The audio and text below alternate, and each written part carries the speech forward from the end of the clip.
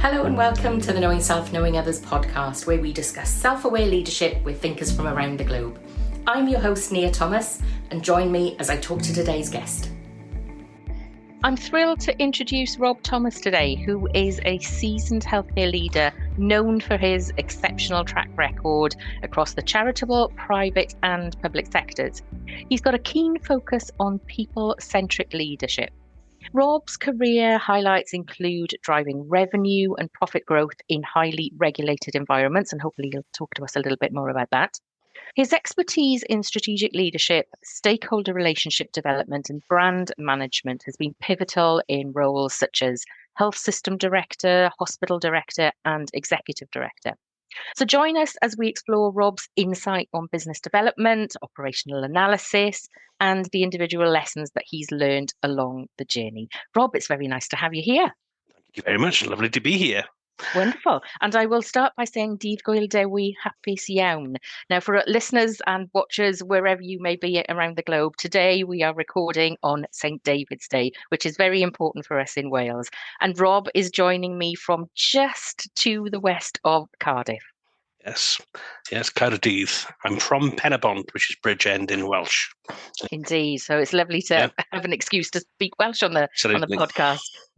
So tell us about your journey. You've had lots of different career roles and you've taken a winding path. Tell us a bit about your experiences. Wow. So yes, it has been a long journey.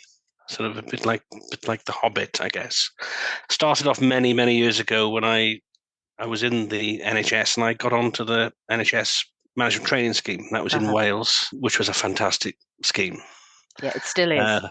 Still is, yeah. And you do many things on that scheme, but one of the best things we did when we were trainees was a full 6 months Cook's Tour. And in the Cook's Tour, you literally work everywhere, from operating as a nurse and auxiliary on a ward, show my age using that term, through to being a theatre porter out with GPs in the community, etc. So that was a fantastic grounding. And I was mentored by, again, showing my age, a unit general manager in those days, just as chief executives were coming in. That initial training had a profound effect on me and my career. And I still, if I told you how many years ago that was, I think people would be surprised. But it's had a profound effect on me, and it's shaped me across my career. And I trade on those experiences now. So that's gone on. I worked in NHS roles in Wales and England. Then I left UK and I went to the Middle East. And that really opened my mind, working in Kingdom of Saudi Arabia. Made many great friends there. Managing a hospital there, I was quite young doing that, just 29, 30. And I was all set to come back to the NHS in Wales to resume that career. And as if by accident, I ended up in the private healthcare sector. And I was approached by a role. I worked in Norfolk, lived near Sandringham, on the Queen's Estate for a while, managed a small private hospital there. Then I moved to a larger private hospital in Bath, and I stayed in the sector then for quite a number of years. I loved working in the private healthcare sector. I loved the freedoms it gave. But I did return to the NHS for 5 years, which was an interesting thing, coming back into a public sector setting, having worked in the commercial sector. And that's given some interesting reflections. And then towards the end of this, a terribly long story, I went back to university when I was the oldest kid in the class, I think. Okay. I did a postgrad in education. My sort of educational background is MBAs and that sort of stuff. I did a postgrad in education. That was the best program I ever did. Fantastic. A real eye-opener for me. And again, that has shaped my leadership approach since that. And that was only in the mid-2015, 2016, did that. Okay.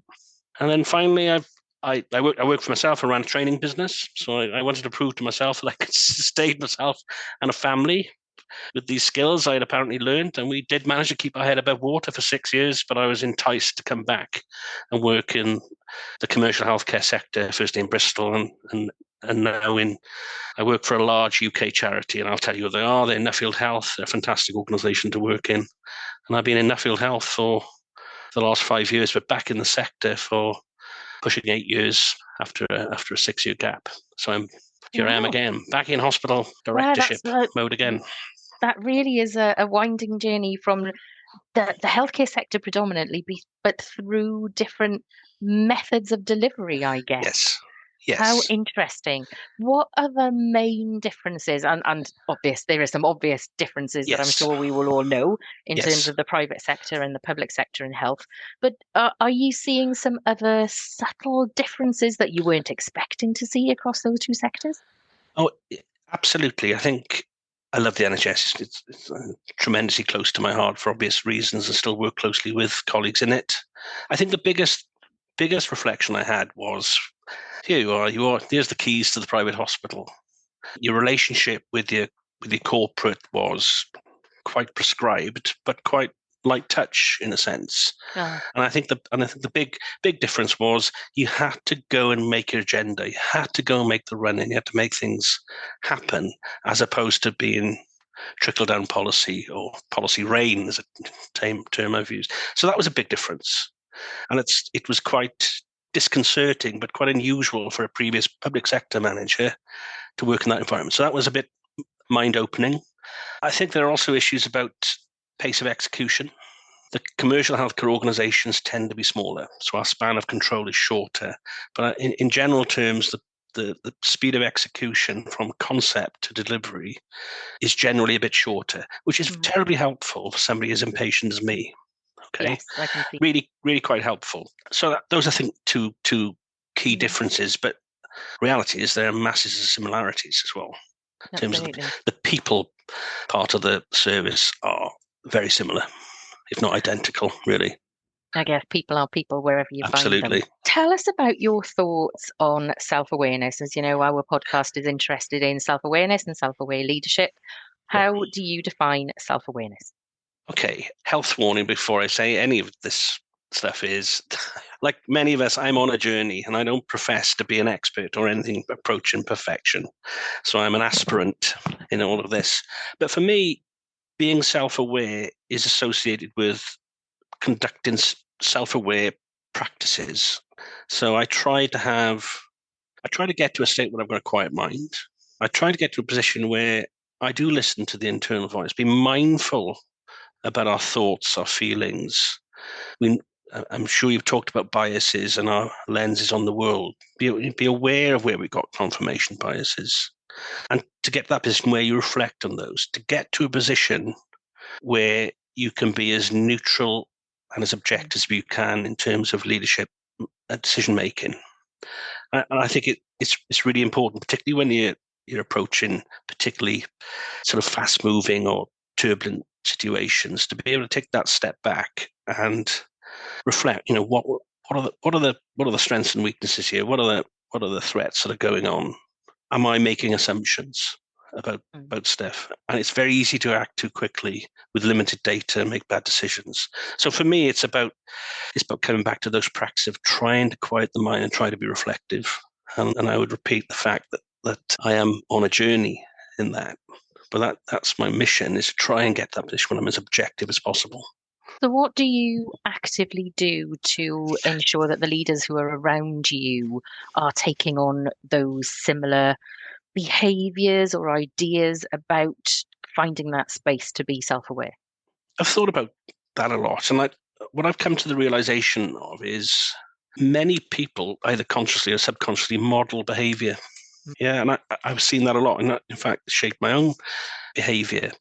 So I'm very conscious as a leader that in many ways we're establishing a tone in an organization of how mhm, we act and behave. And that tone and the culture that it converts to actually is very fragile. mm. So it's like pushing a really heavy rock up the hill, but it's easy to let it tumble down the other side very, very quickly. You can lose it. So I think I'm most mindful of how I behave. I'm most mindful of the the example that I'm setting, because it's contagious.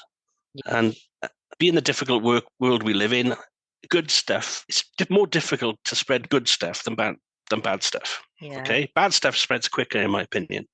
And then you layer across that and your management processes and your practice about how you interact with individuals. And a lot of it comes down to good old-fashioned kitchen table discussions. Giving people the time and space to discuss things, trying to be in receive mode more than transmit Mm. mode. which used to be a fault when I was a young manager. But I think that tone issue and the models that we promote are really important. Yeah. I think human beings do model on other people's behavior. They see the tone, and that's what, particularly then when you link it to the issues around conformance, where I know you've got psychology colleagues in the audience, the power of conformance, particularly somebody who happens to be in a leadership or an influential position, are really powerful. So I have to think to be mindful about that. Absolutely. And it was something that came out of my research in terms of behavior modeling. And there's a phrase that Sally Evans used in, I think it's podcast number 2, is that the shadows we create as leaders stretch far further than we imagine that they will. And I think you're right that modeling that behavior is very important. And I think if you drop your guard and you forget that you are being observed and that people are following your lead, I think that's a naive position and potentially a dangerous position. Absolutely. And I've often been amazed how subtle it is as well. And particularly if you're like me, I'm sort of known for the throwaway one line, and you have to be so careful, because this links into the issue about bringing your whole self to work. I come to work to try and self-actualize and be my whole self. You've just got to be mindful. There are always boundaries. Although as leaders, I guess we spend our world living in a world of grey, but I think we need to be mindful of that. Absolutely. So you talk about cultivating an environment that encourages people to bring their whole selves to work. How do you do that whilst ensuring that they are able to maintain those professional boundaries and not get themselves into trouble, I guess? Yeah. All roads come back to, again, the tone issue and the leadership attributes that we sort of exemplify and show to our colleagues. I think that's key. So what do I aspire to be as a leader with my colleagues? And you notice my use of language is very particular. I really don't like the term my team, my staff. I always like the term my colleagues. So in no particular order, really, I try to act empathetically, understanding what people are about, understanding their views on the world. That's tremendously important. I think we've got to show a capacity for being flexible with our colleagues. Lots of our colleagues have got lots going on in their lives. Flexible working arrangements, etc. Tremendously important. Celebrating success is tremendously important as well for me, and that cements the motivation that colleagues get. And providing the right sorts of support and resources. So in our business, we've got heavily professionalized business. Professional colleagues need to be able to do their continuous professional development and what have you. Plus the non-clinical staff as well are offered massive opportunities to grow themselves and develop.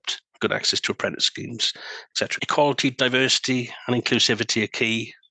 Being respectful and understanding of colleagues from different cultures, national backgrounds. Now that hit me like a sledgehammer when I worked in the Middle East. Clearly, I could probably write a book on that, in terms of, I'd gone to the Middle East fresh out of the NHS, fresh off the general management training scheme. And I always remember I hit this wall after about 6 weeks. It was in the days when memos would go out and emails would go out, and I realized nothing was happening, no change was happening, nothing was going on. I realized in that environment, it was all about the informal culture. In the Middle East, that the informal ways of doing things, where the power brokers were, you see it much more there than you do in the UK. Oh, interesting. And I had to learn the ropes very quickly. I could ramble about this for quite a long time, but my takeaway from that was, and I say to young managers coming into the system, it's about getting 3 things right, in my opinion, as a priority, and they get their pens out and they start writing it down. I say it's about relationships. Second thing is relationships, and the third one, what do you think it is? It's about relationships and respect, and it's about our approach to the world. We got most organizations got a ton of policies and procedures, haven't they, that got for all this stuff. Do you live them? Do you do it? Do you do it in individual interactions? Do you walk the walk, as they say? Absolutely. Yeah, that's the big question. And I guess that brings us back to behavior modeling, because if the values of your organization are inclusivity, but your behavior is to be exclusive, then as they say, culture eats strategy for breakfast. Love that one. Yeah, Yes. absolutely. I love that one. Yeah. You've talked about, when you and we've had a brief catch up before, Yeah. you've talked about flattening organizations Yes. and reducing the power gradient. It's interesting. Yes. I've just finished a book, and within that book, it talks about power gradients, and it was really interesting. So, what have you done specifically if you've been talking about dismantling hierarchies or flattening that power gradient? I think it's what I'm quite passionate about, and who knows, I might do a bit of research on this myself at some point to keep myself out of mischief. Absolutely. So core articles of faith now. So why do I believe hierarchies are bad? Fundamentally, for me, hierarchies will generate an environment which is less safe for colleagues and patients, customers, users, what have you. And one of the two industries which are quite aligned with this fantastic mutual learning is between the airline sector and healthcare.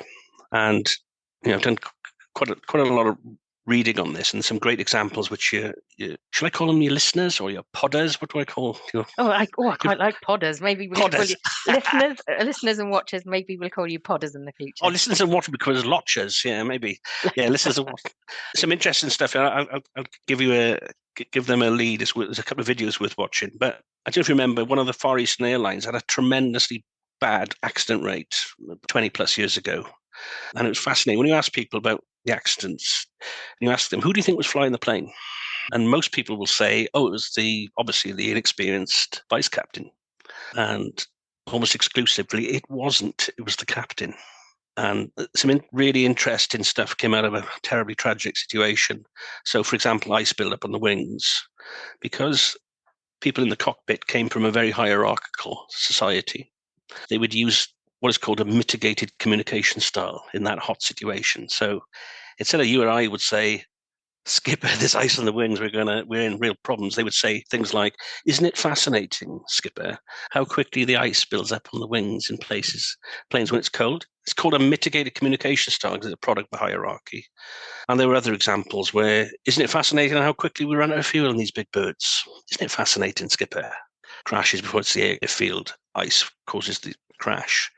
So there was a huge cultural realignment program in that industry to adjust the communication style to make them more direct and instructive and particular the situation. So that really made a massive impact on me.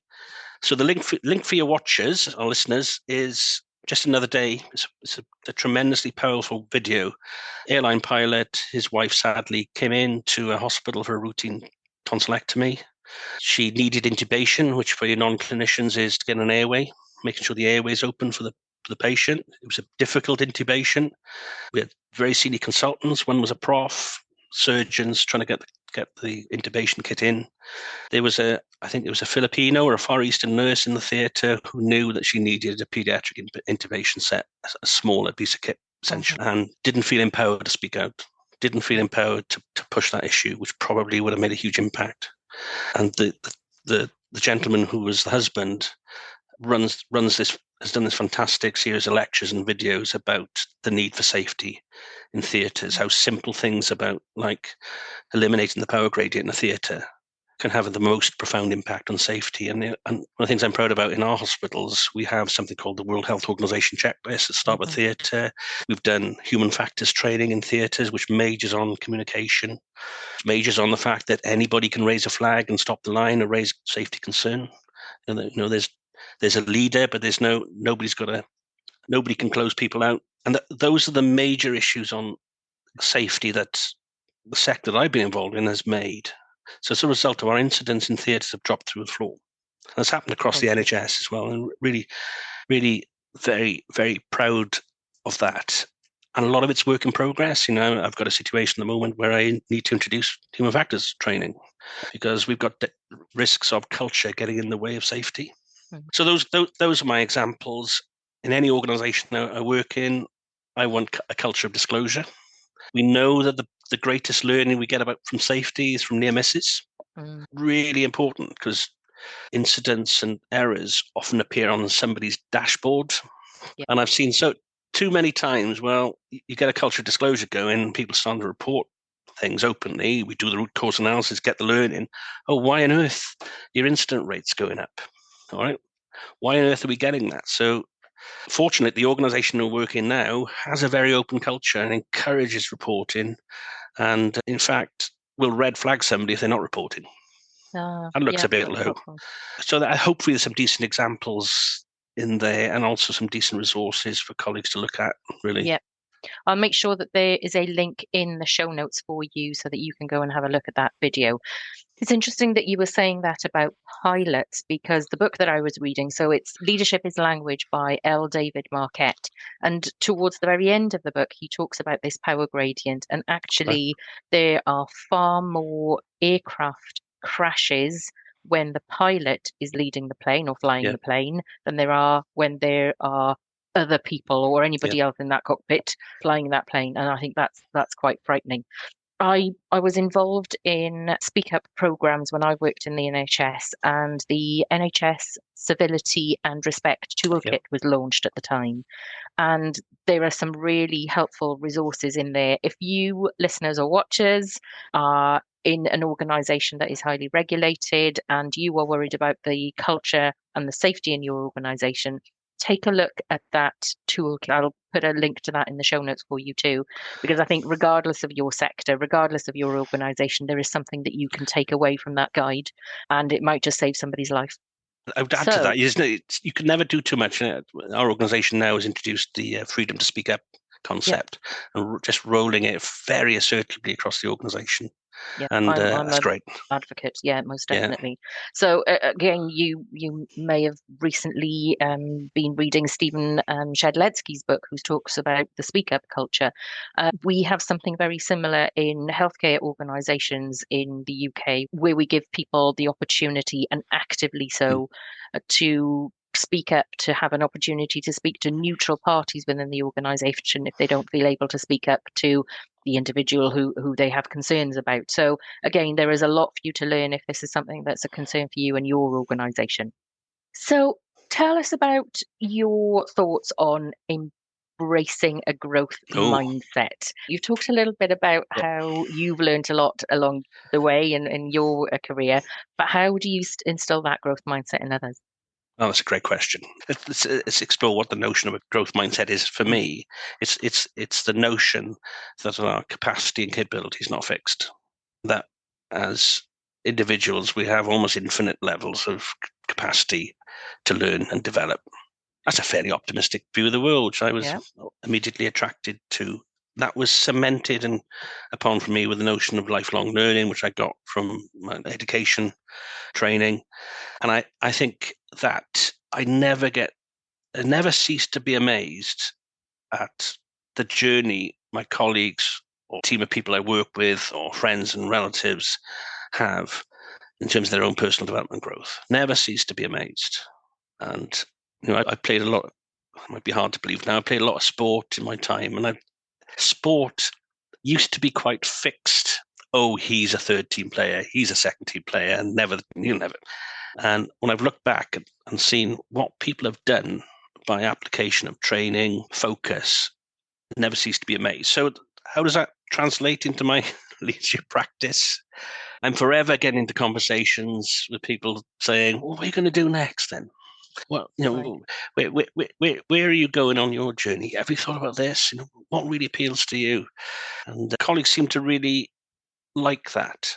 And it is closely linked to the expectations we have of people, drives their performance.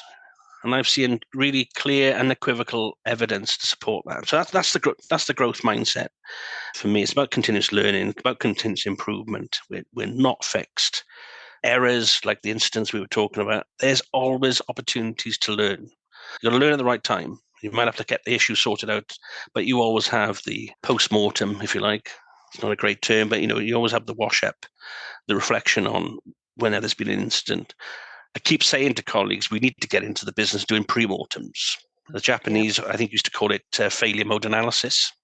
What could possibly go wrong before we do it? negative brainstorming. That's for me is a kind of amalgam of issues which form the growth mindset approach to life. Very personal view, frankly. What about your fixed mindsetters? How do you deal with that? Because I think being a fixed mindset and a growth mindset, they are two ends of the spectrum, and you can be quite a distance on one, quite a distance on the other. If you are a growth mindset and you have somebody who is very fixed within their practice, especially when we're talking about clinical practice, how do you help move them to nearer the middle? With a variety of approaches, the default approach is to try to understand their view of the world. And let's be respectful about colleagues. Some people are very happy to have a fixed mindset. There's nothing wrong with that. So I wouldn't want to be judgmental. There's nothing wrong with somebody who's excellent doing X, Y, and Z, and they don't want to develop further. So that's quite important. And often, and this is one of the risks, I guess, of being very centric on a particular leadership model, is that we assume everybody's got the same view of the world as us. Okay, so there will be a cohort of colleagues who really will never shift, but they have to be brilliant at doing X, Y, and Z. The tactics I would use are around modeling, around trying to understand what the barriers to change are, understanding what their fears and emotions are. I quite often come across anxiety and fear. I don't like the uncertainty. I don't like the fact that I've got to try and process additional stuff in work, which I'm going to sleep at home and all that sort of stuff. So I really try and get under the skin, understand if it's movable. Try to explain the why of any change we want to make.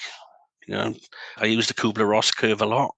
And the classic dip on the Kubler-Ross curve that people who are going through change called I like the best description I've heard is call it the dark night of the innovator, the pit.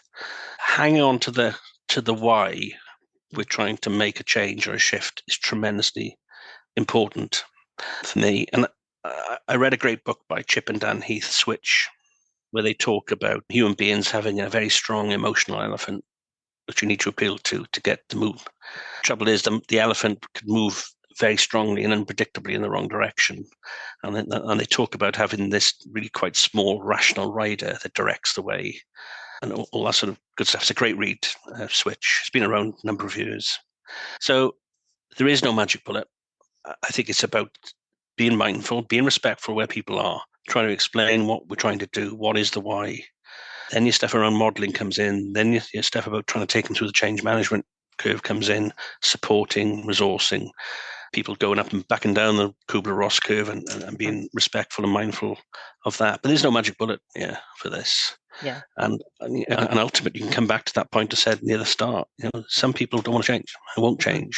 And there's virtually always a role for those in organizations. It's interesting. As you were talking, I was remembering that I worked with a clinical team. So I was developing integrated care pathways at the time, and it was about aligning practice so that we had a very clear pathway of the expected best practice. I was in intensive care unit at the time. There were nursing team colleagues who were very much on board, and there was one clinician who had a louder voice in that team than anybody, who didn't want to be working in this way. So I spent some time with that clinician, and I think you're right. It's about going back to the why. What he was very concerned about was, were we potentially reducing the likelihood that his patients were going to have the best care?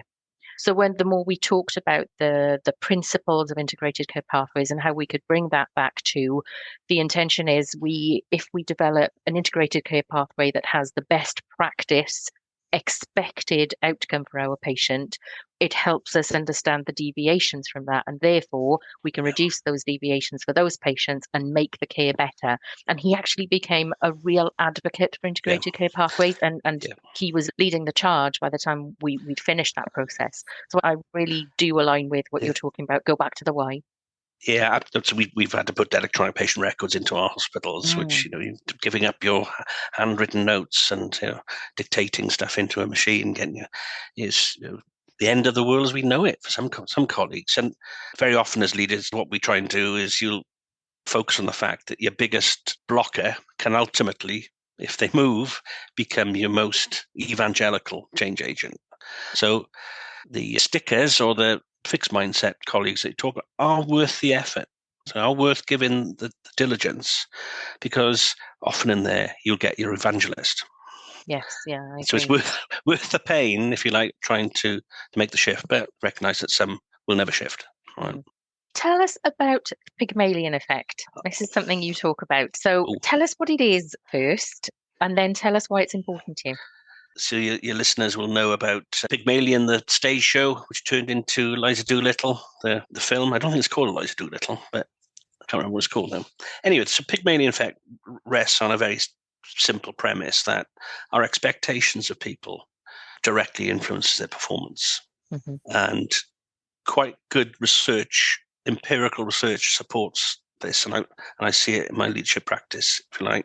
So it goes back to the 60s. Rosenthal and his colleague took a bunch of students and completely randomly assigned them to academic boomers category, I think they used, regardless of their latent ability.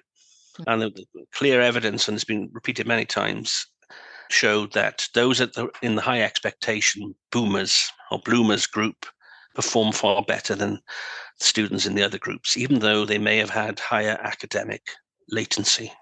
And I think that experiment has tried to be adjusted over the years to avoid what I call contamination by intervention.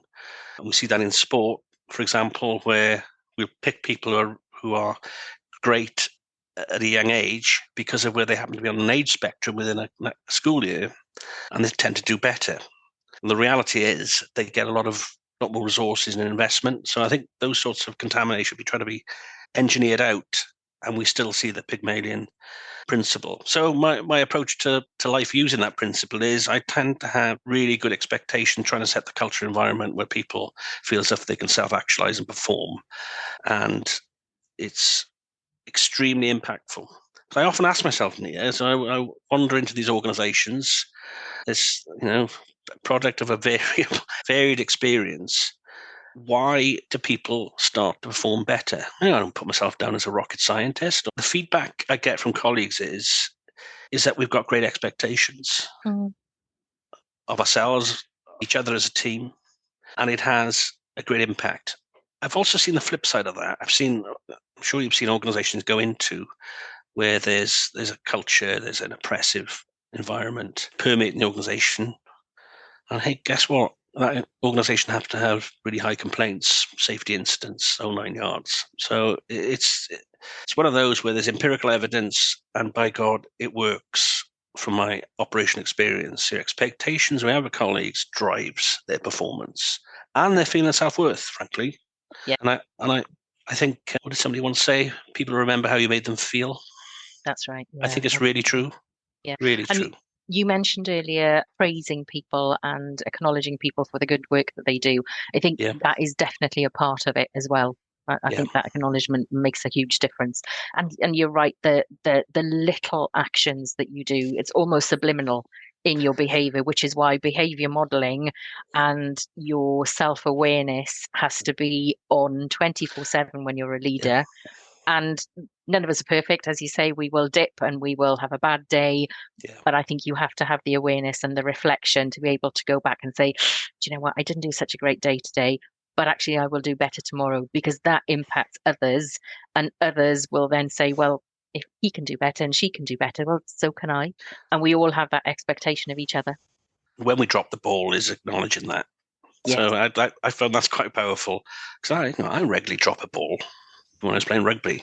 But as a leader, we do drop balls. We're human beings, and so we didn't get that right. Is when you circle around back to a colleague and say, "I'm sorry about this. That just didn't come out right. It's more impactful than getting it right first time." To be honest, I'm not advocating messing it up to salvage it, but there is, there's something to that. Having the openness to do that. What about those people in senior leadership roles who don't do any of this? I'm sure you've seen quite a few of those on your journey too. How have you seen them behaving? And do you have any stories that maybe make toes curl? Yeah, stories which I've been trying to neutralize in my own mind to make them sufficiently anonymous. It's probably it's probably one of the most difficult things I find personally to handle is when you're in a big organization, you see somebody acting and behaving in a way which is contrary to your core values. Something I try the hardest, and I've seen lots of examples. I saw one fairly recently where, not in this organization, another organization acted in quite a hierarchical way in terms of how they treated a colleague in a social setting. And I think I found that difficult to deal with. I suppose the follow-up question, what do you do, Rob, if you saw somebody acting in a way within your organization or outside it in a way which was causing problems? If it actually was causing problems, I'd confront and challenge in the nicest possible way. But that isn't always easy to do. No, certainly. Not easy to do, given the economic climate we're in. And it's easy to talk a good game, but hard to do on that. I think I've often found myself in the business of dealing with the aftermath of stuff like that. Mm-hmm. And that's probably, as a leader, one of the best things we can do is deal with the aftermath. But if it does cross a line of safety or dignity, we have to have a red line and challenge.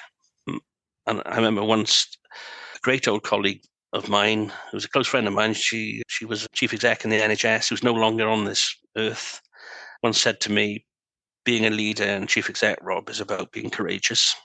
So we have to have courage, but it ain't easy, given the impacts. I'd agree. Yeah. Before we go, Okay. if you have somebody who's new to a leadership role and they're wanting to develop their self-awareness within their leadership, what kind of advice would you be giving them? If you think on a personal level, I'd introduce them to the notion of mindfulness and the skills, techniques, and tools you can do for yourself. The reflective meditation. I love the 5 a.m. club, which I observed from a very great distance. I love the 5 a.m. club, 20 minutes meditation, 20 minutes reflecting, even in physical exercise. So I would introduce them to the concept, the tools and techniques, and say to them that, and I do say to them, seek views which are contrary to your own. Seek view from the colleagues that you work with, the team that you work with. Do your 360. Be mindful. So those are the key messages I would give. And don't be afraid. A lot of the young managers will see it as a sign of weakness. I said, seeking feedback, guidance, vertically, horizontally, is the greatest sign of strength you could show as a leader, because that will support your leadership practice and the success or degree of failure that you're going to encounter going forward. So that would be my slightly rambly answer to that.